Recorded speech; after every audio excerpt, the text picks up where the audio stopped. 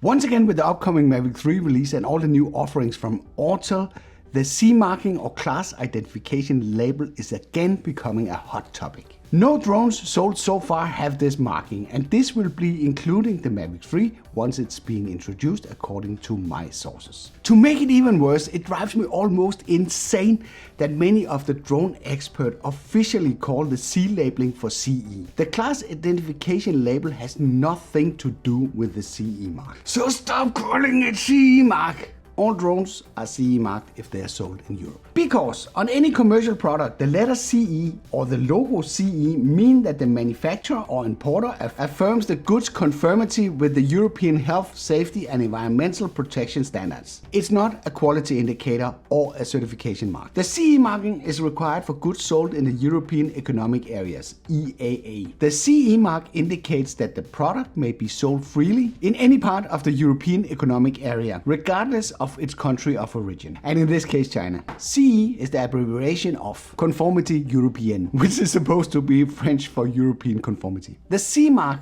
or class identification label is all about flight safety, and we classify the drone according to the damage assessment when things start to go south and the drone falls out of the sky. A CE mark or a class identification label will be mandatory for drones produced and sold after December 31st, 2022. These are the 5 labels agreed. Drones that are not CE marked before December 31st, 2022 will automatically become legacy drones, subjected to much stricter rules if they are above 250 grams. There is much more to this than what I've covered in this video, as the point of this video was mainly to point out that the CE marking of the drones has nothing to do with the CE mark. If you want me to make a video to give you a sort of an overview of what we know in regards to the local laws, European drone laws right now, then let me know in the comments below. I hope you liked this video and didn't get too mad at me for yelling and pointing at you. And if you did, then feel free to give it a like. If you didn't like it, feel free to press the dislike button twice.